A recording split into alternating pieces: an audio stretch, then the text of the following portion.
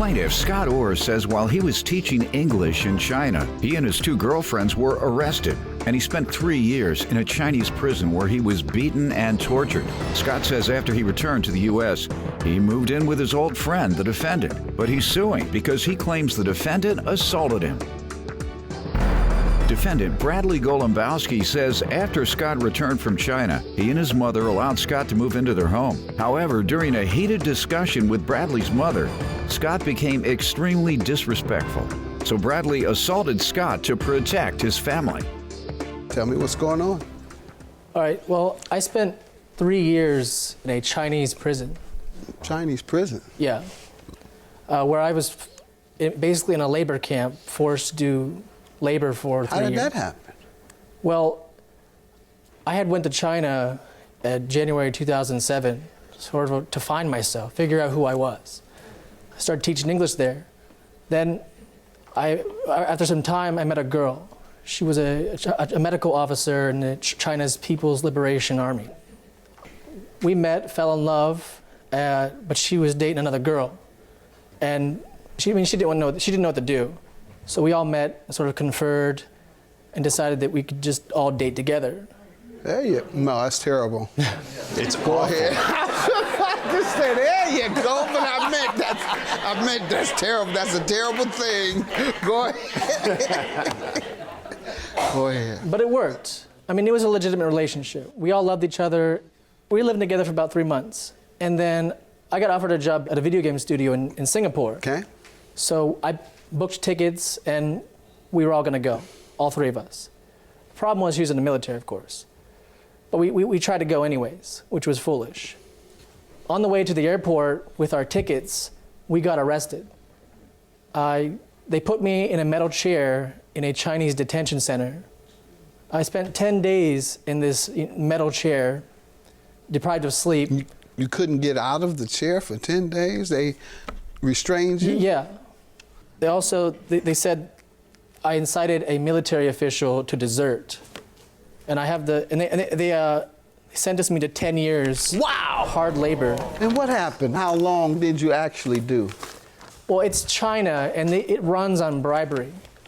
So I appealed with about $7,000 through a friend I knew, a lawyer, and I got 3 years. They lessened it down to 3 years. And you actually served 3 years in a labor camp? Yeah, I served all 3 years. All 3 years in the. It's a slave camp, a veritable slave camp. What was that like? I was physically tortured at one point.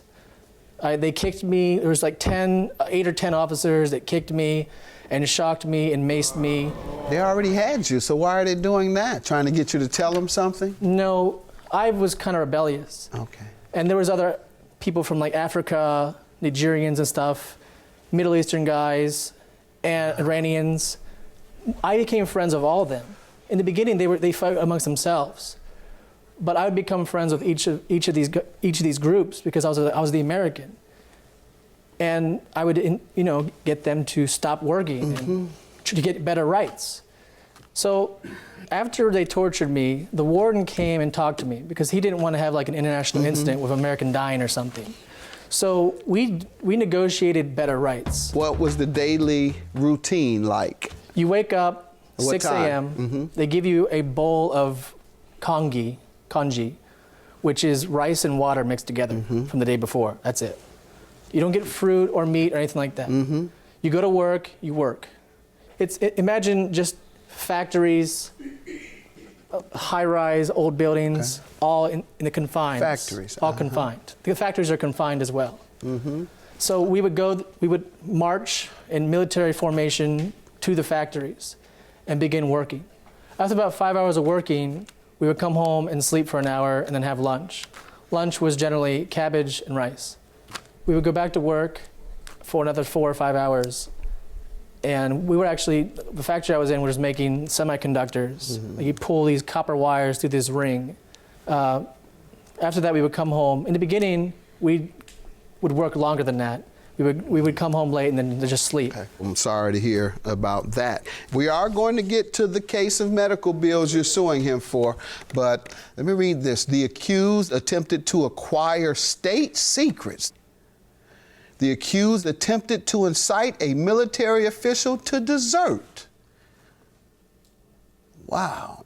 The accused committed these crimes and is sentenced to 10 years imprisonment and is banished out of China. Wow. Why don't you give me some background? How do you all know each other? Me and Scott have gone to school together since we were about 13. After 10 years or so, that's when he went to the prison camp, and after 3 years of being there, I wanted to meet up with an old friend of mine, and I was excited to meet him. We started hanging out, but people found him socially awkward. He didn't really fit in too much. He had so many stories on his mind, people just were amazed. People were really compelled by what he had to say, and some people didn't want to hear it because they thought he was lying. And I was a friend, I stood there by his side. That ain't no lie, Doc. Go ahead. I was being a good friend, I stood there by his side. What happened to your friendship? Well, our friendship declined when he moved in with us. He needed a place to stay. My mom said he could stay with us. I agreed with it also. And after 3 or 4 days, he came home from work screaming about how he wouldn't pay $300 for the rent. Did he say why? He had no reason why. Okay. Not that I know. I was upstairs at the time. Okay. That I didn't hear the whole conversation. Okay, so what happened then? I came downstairs.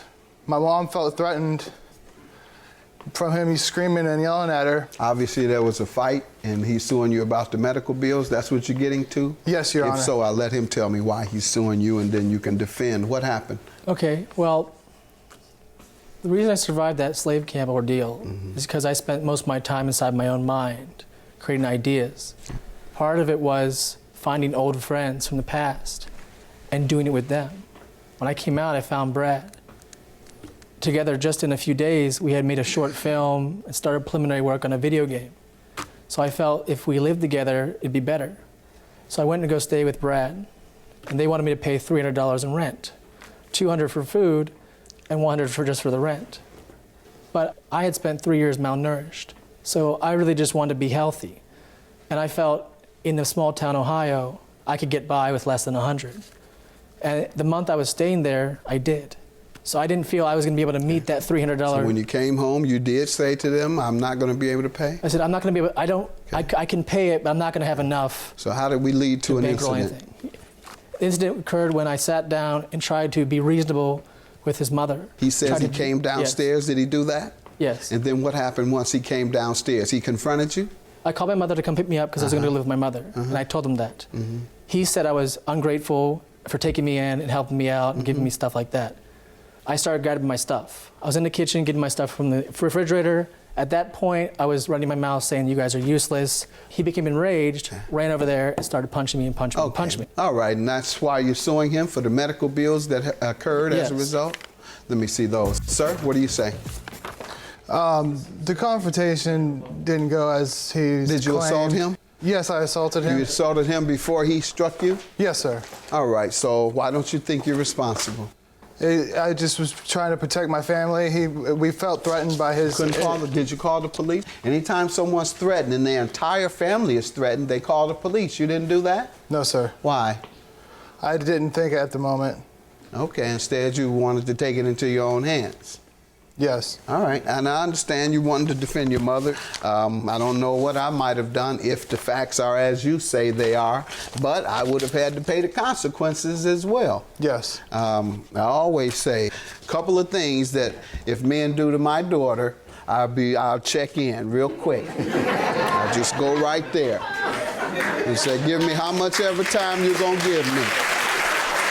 So, my mother's deceased, and I'm sure there's a couple of things. In fact, there was one thing that someone committed against my mother, and my brothers shot him, beat him over the head with the rifle. When he went to court, he could not function because he had been in a semi-coma for 2 weeks. And all of us showed up. I was a little young, but all of my brothers showed up and said, slap the cuffs on us. So there are some things that people are willing to go to jail for, even me. So All right, sir, medical bills you're suing him for, are they here? Yes. All right. And it indicates, wow, $11,000? Yeah. All right, and your only defense, sir, is that you were protecting your family and you felt threatened, but you didn't call the police. Did he attack you? Did he come at you? Yes, he came after me after about few of my hits. After you hit him? Yes. No, I'm saying, did he come at you first? No. Okay, no. so you had no reason other than perhaps he was yelling to feel threatened, and then that's when you either call the police or you walk away. I believe you did it because of the way he was talking to your mother.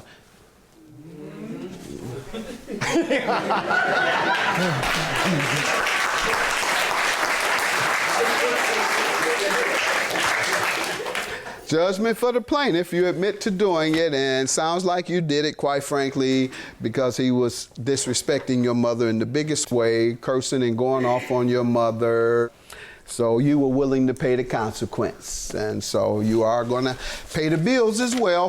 $5,000 for the plaintiff. That's the maximum we can give you out of the $11,000. Yeah. All right? Good luck to you. Have a good day, gentlemen.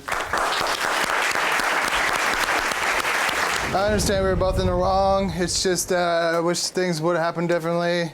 We're still friends. I mean, I want us to accomplish things and do big, grandiose things, you know? I want us to make films and music and stuff. Yeah, that'd be awesome. He's an awesome guy. I'm not gonna lie. It's just I wish it wouldn't have had to come to this.